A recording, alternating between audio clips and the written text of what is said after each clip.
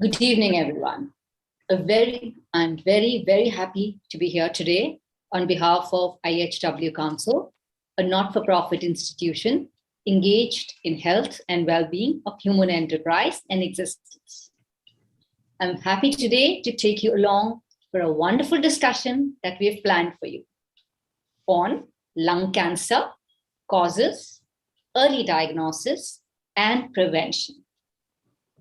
Lately, there has been a surge in lung cancer cases, but still, there are a lot of myths floating around regarding this cancer.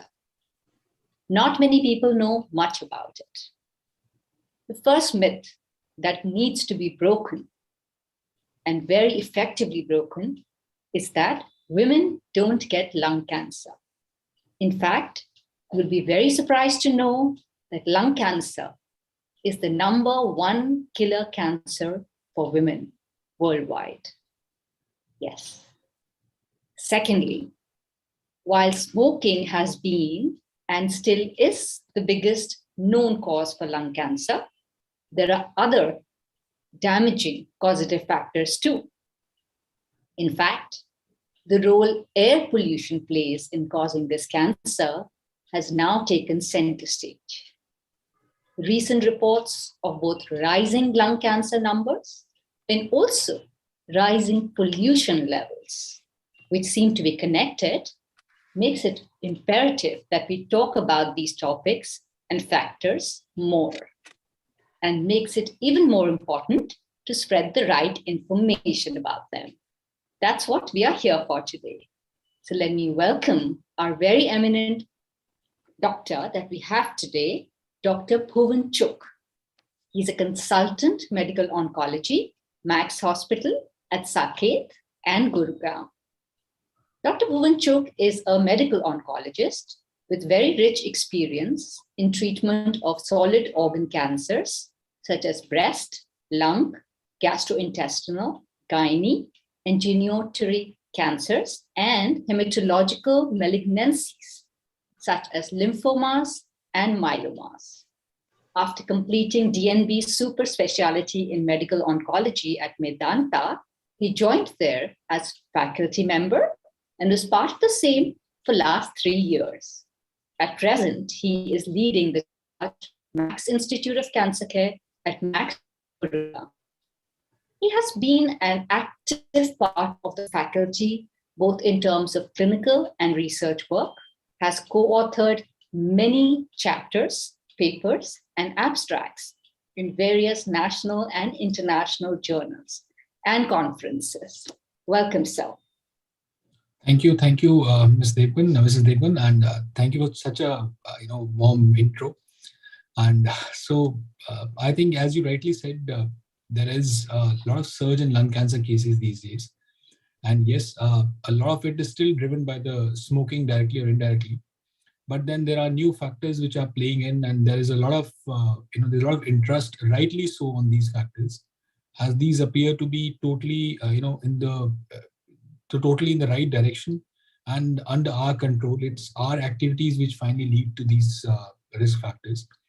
So what is good about lung cancer is that a lot of diseases, a lot of risk factors which come up, the risk factors of lung cancer are widely known.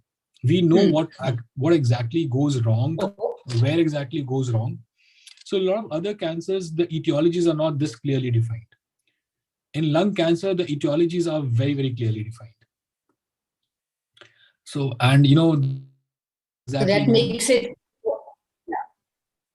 So the percentages are exactly known. You know what you're going to do. Carry on, sir. You know what you're going to do. You know the risk of what you're doing, and it's such well studied that you'll be amazed at the risk factors, or you'll be amazed at the benefit if you avoid these risk factors. It's such clearly defined, and that's what we'll be talking about today. And wonderful. I think it's called the killer cancer. So it's not the most common cancer, but then it's the most common cause of cancer-related deaths. And when you combine both males and females. Yes. So I think we are looking towards an exciting discussion. I think let's take it forward. Absolutely. Absolutely, which is why it makes it so imperative to talk a little bit more about it. Exactly. I would really like to know, and I'm sure everybody else too, are there different kinds of lung cancers? And also, if you could just briefly tell us the main causes of lung cancer, So I think for anybody to understand cancer, I think the way I would describe it is generally whenever you talk about cancer, so nothing is proven to be cancer unless you have put a biopsy for it. So there's a lot of myth around it. I think a lot of press conferences which we attend, and a lot of CMEs, the journal lectures which we attend, the most common question which is asked is, won't a biopsy help in spreading the cancer further? So that's one of the most common myths, and even after such a long time in practice, this is the most common question which we come across. So no, the answer is no. Okay. Without biopsy, there is nothing called as cancer. Even if somebody, for somebody to be treated as a case of cancer, the diagnosis has to be proven, and that can only be done via the biopsy. There's no other way. Now, whenever you talk about cancer, you need to understand the name of it, as in where has it started from, what type it is, what stage of the disease it is, and what is the fitness of the patient. So talking in general about the lung cancer, in particular about the lung cancer is primarily divided into two types. There's a small cell and there's a non-small cell. Non-small cell is a more common type, and among the non-small cell there is adenocarcinoma and various others. Among adeno is the most common type. So I think that will be taking the discussion a little more academic, and I would like to keep it a little more informative in terms. So I think when you talk about the etiologies of it or the causes of it, 85 to 90% of lung cancer is still smoking related. I'm not saying that it is because you smoke or it is because the patient smoke. It's smoking related. You are smoking, somebody in the family is smoking. There is a relation or correlation to the smoking. And whatever you may do, you may think that there are so many patients who end up having a cancer without smoking also. So yes, that proportion is not more than 10 to 15%. So you may try to underplay the risk which smoking causes you by simply saying that even the non-smokers get cancer, but then that's not the right way to approach it. Okay. And other than so, I'll talk about smoking in a bit of detail, because that's something which is it's so imperative that everybody knows about it, the risk. Absolutely. Yeah. So if somebody is smoking, then somebody has been smoking for last good time of his life, there is almost a 30% chance that you'll have a lung cancer. Wow.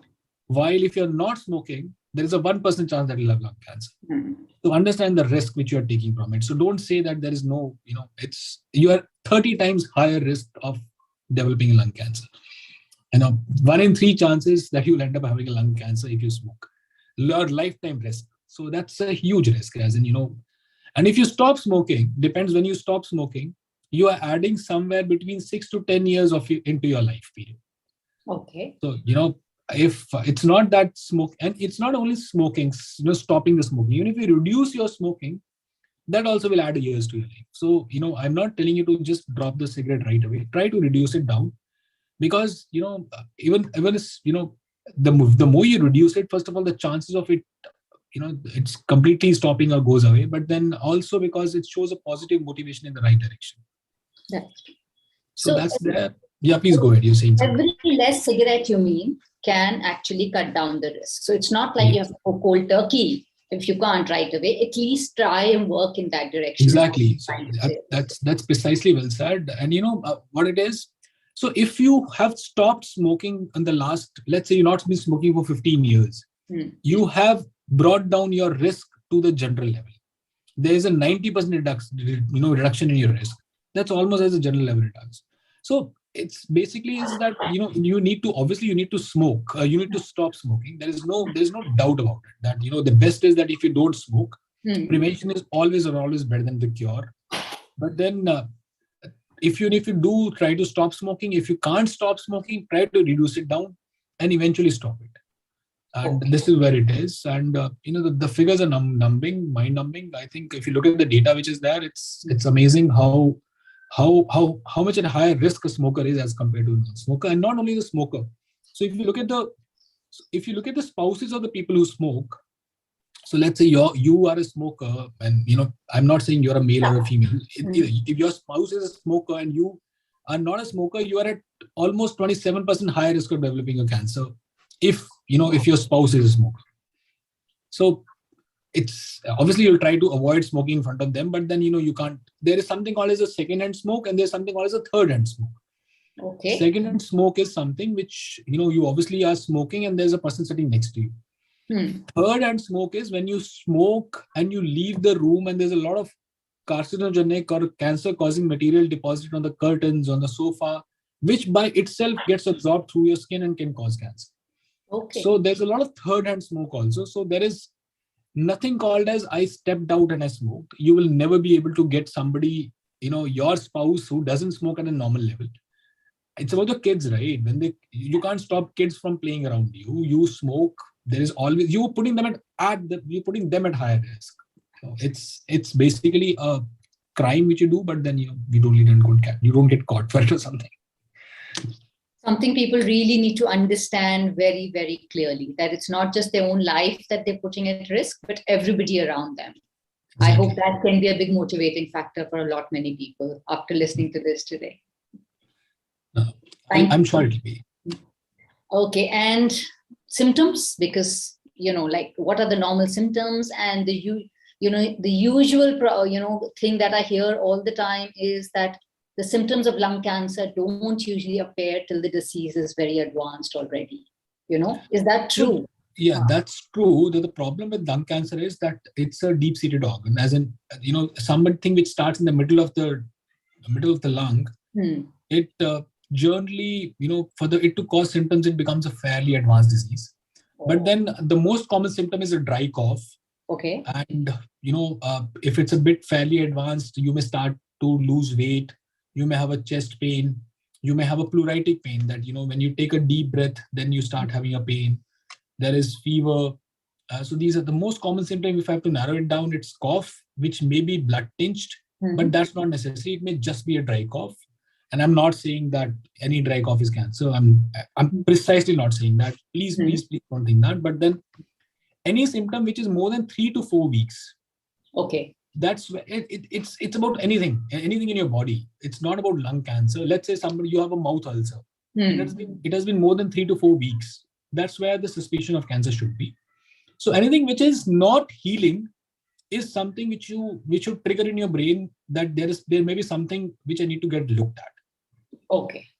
But these symptoms that you're mentioning, do these also come very late in the day? So not all of them come late, but then most of them come at a stage where it's not a small nodule. It's big enough to cause symptoms. And if it's big enough to cause symptoms, that means it is pressing upon, or it is involving one of the good structures which make it advanced disease.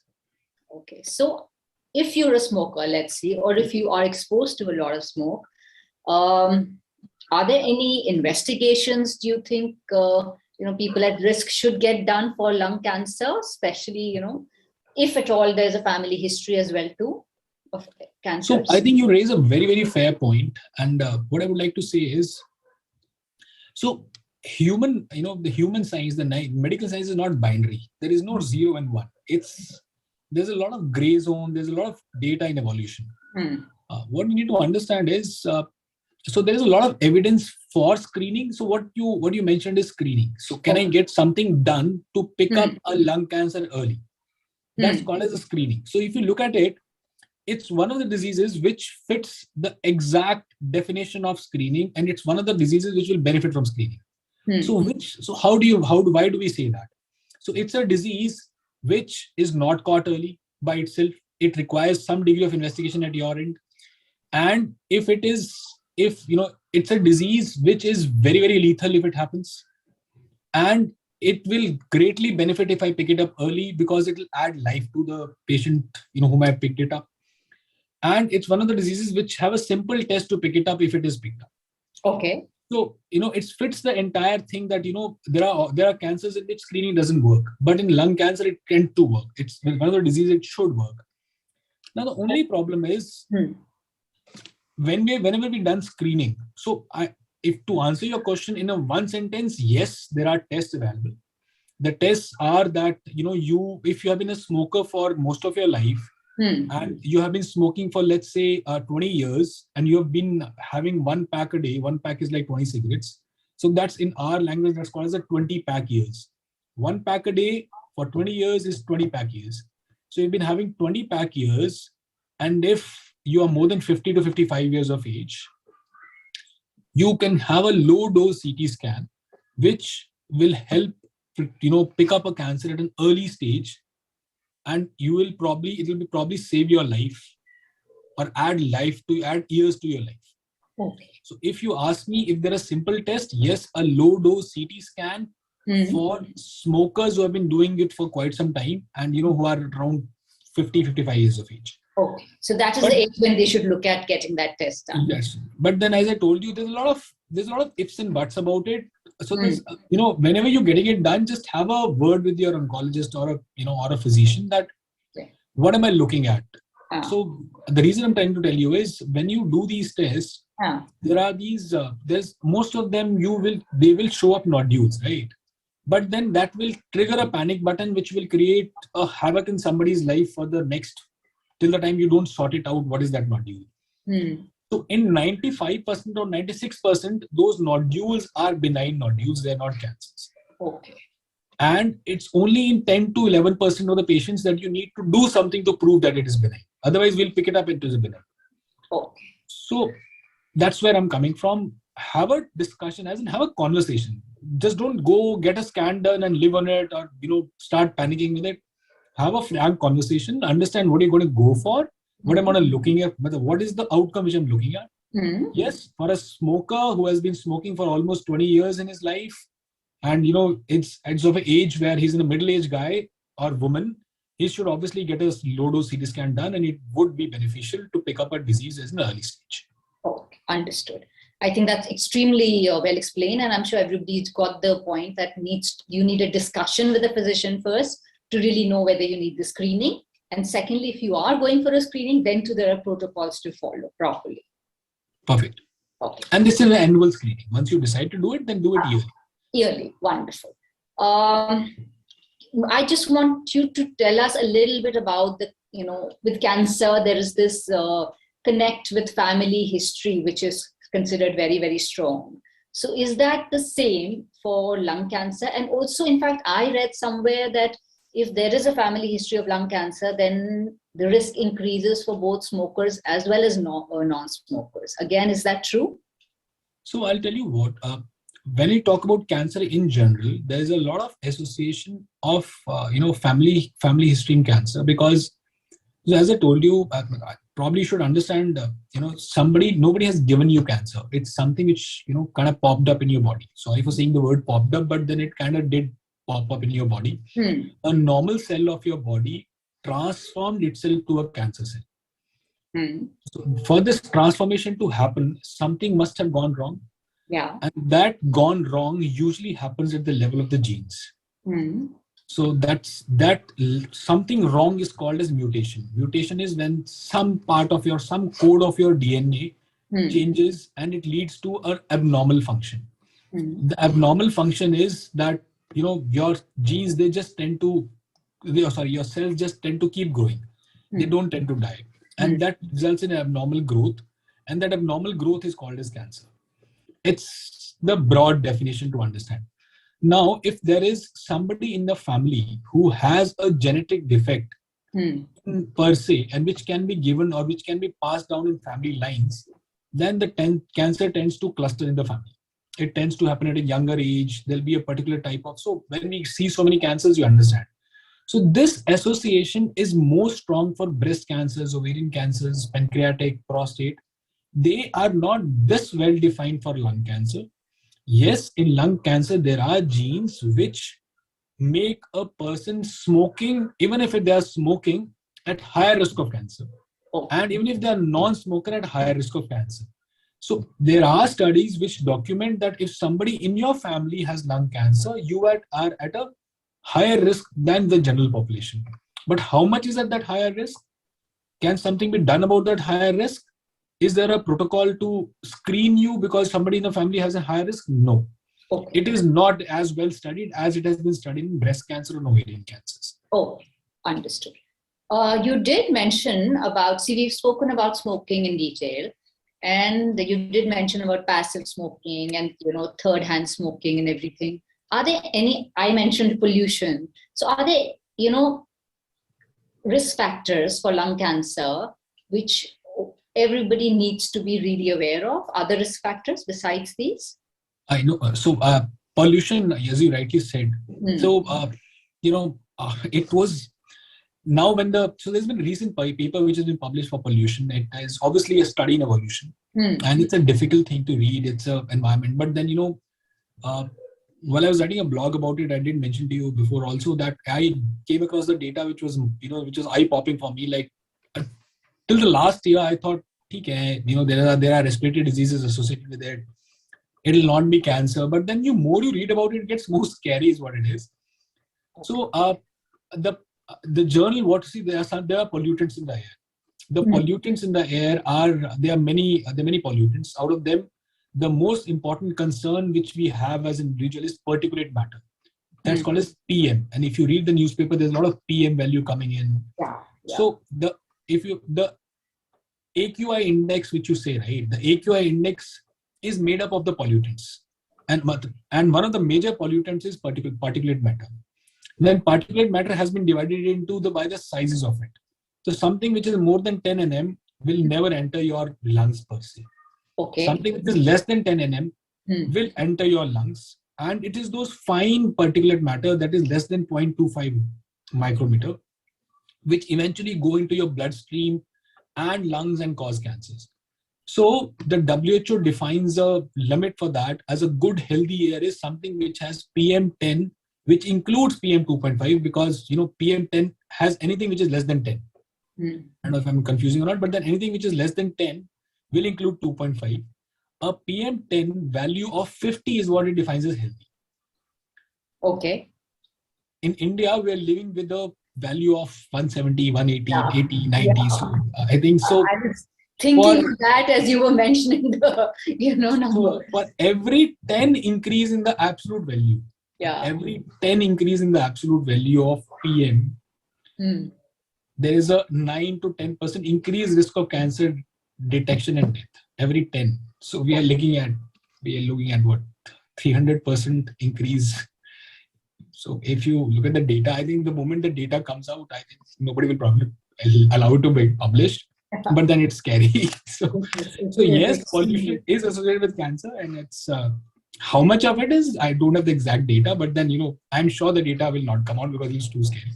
And the other thing which is there is obviously there are other occupational exposure there. There are mining industries, coal industries. So these are very niche industries which are there, which are associated, and then they have these industries which are associated with cancer. They have certain protocols in place in which the screening happens and the exposure is limited. So basically for a living normal human person in cities, it's smoking, somebody, and air pollution, and obviously second-hand smoke and the third-hand smoke, and I think other drugs, if you ask me. So vape is something which is there. Vape, I think that people do electronic cigarettes. There's a lot of other diseases associated with it, and per se, lung cancer association, I possibly am not aware of the data on the vaping thing. And I think other drugs. Is there an equally strong? No, it's not this strong. It's not this strong. But there are a lot many other diseases. So I think there was during this vape time, right? There's NEJM published a spate of articles about vaping associated disease, and they are even scary. It's not that they are less scary; they are even scary. It's just that cancer is not well studied, is what I would say. All right. Okay.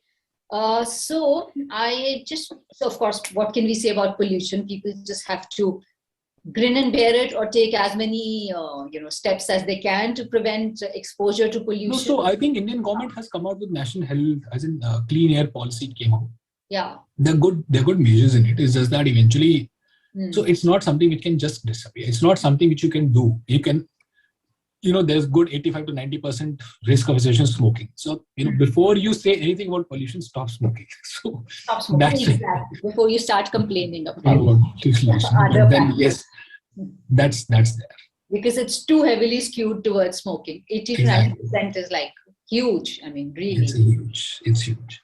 I honestly thought it was big, but I thought maybe half, 50-50, but 80 to 90% is like, it's like. So if you find a cancer patient, if you trace it down, there will be somebody smoking around them or somebody.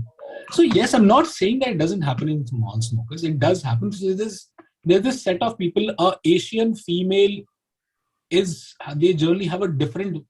So now what has happened is in the lung cancer treatment, right? A lot of treatment is not generic. It's not something, two lung cancer patients will not be treated the same. There is so much of research in lung cancer. It's gone so fine and so minuscule that it takes at least 7 to 10 days to start treating a lung cancer patient at present.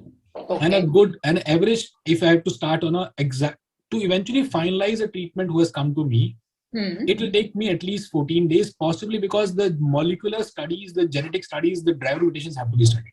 Okay. I may be able to start a generic chemotherapy, but then the final treatment, this is what you're going to be for the remaining time in a metastatic setting, in an advanced setting, it takes you at least 2 weeks because you want to fine print, you need to read down, you want to narrow down to the last molecule which is taking your cancer forward. Oh. So it's a lot of advancements when it comes to that. Okay, so I think we're reaching the end of time. There is this one thing that I would really like you to do. What advice would you really give a patient to address the risk factors? Not patient, in fact, to everybody who's listening, and everybody who will pass on the information to their family members and friends, hopefully.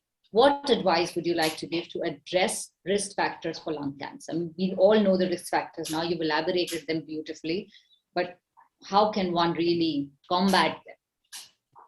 So I sincerely believe in, there are 3 steps to it. The prevention is always better than cure. There is no way. And so the best way to prevent is to avoid the risk factors. Smoking is a huge, huge risk factor. Try to cut down on it and stop smoking. That's one thing. There is nothing as big as that. Prevention will always be better than the cure. Once if you've had it, it has been that, you've stopped, even if you have stopped smoking in the last 15 years and you're still smoking, the next best thing is to get a screening test done. Before you get a screening test done, have a conversation with a physician who's ordering the screening test, understand what you're going to go through and understand the implication of it. I am really not telling you to shy away from screening. I'm telling you to be aware of what you're going through. And then follow it up till the end. Don't just find a nodule and leave it like that. And if you have any symptoms of it, just don't feel that you can't have it. Just don't think of yourself as as somebody who's a Superman and can't have it. You see, it's a disease. It can happen to anybody. Even God forbid, it doesn't happen to anybody, but then it can happen to anybody. There are cases for it. So what I would request is just don't ignore a symptom. So prevent what you can prevent, screen when you can't prevent, and then don't ignore a symptom is what my message would be. Wonderful. Very well summed up. So, I mean, what you're trying to say is one, which is, I think, a huge point, that do not be in denial. It can happen to anybody. And God forbid, if it does happen to you, the quicker you catch it, like it is there for any disease, in fact, the better your, treatment options would be. Precisely. Okay, and the numbers are steady. The sooner you catch it, the lesser treatment it requires. Lesser treatment. And that's for any cancer. That's for any cancer. In fact, for any disease, in fact. Any disease. And of course, you've, we've spoken enough about smoking and the risk factors, and also about pollution, of course, which is also, a factor here. So, it is. Yeah, so the best care you can give to your body, to your lungs, you ought to do that, and speak to the best minds in the business and get the right information. And that's what the whole this series is all about, just to get the right information out there so that people who are not aware, like I learned so many things today, literally. So I'm sure many people will learn a lot more. So thank you so much, Doctor. It was such a wonderful conversation with you today. And we hope to do this again sometime. Thank you. My pleasure, Mrs. Kavita. Thank you. Thank you so much for inviting. Bye-bye. Bye-bye.